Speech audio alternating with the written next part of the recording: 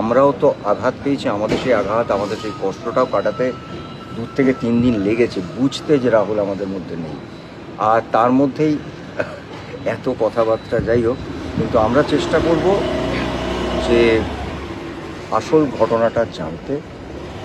আমরা আপ্রাণ চেষ্টা করব এবং তার জন্যে আমাদের পুরো আর্টিস্ট ফোরামের টিম সব এখানে যারা দাঁড়িয়ে আছেন তারা বুঝতেই পারছেন সারা দিন কাজ করেছে, কিন্তু এইটার পেছনে যে মানে আমরা যেটাকে ব্যাকস্টেজে কী হয় বলি, সেখানে যে কত মানুষের কত পরিশ্রম চলছে, অক্লান্ত পরিশ্রম চলছে, সেটা সবসময় ভিডিওতে বা সোশ্যাল মিডিয়াতে হয়তো নাও বলা যেতে পারে।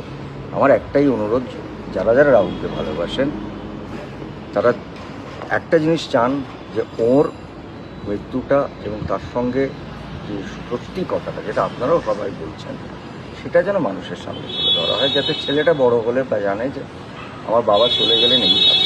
এইটুকুই আমাদের, কিচ্ছু না।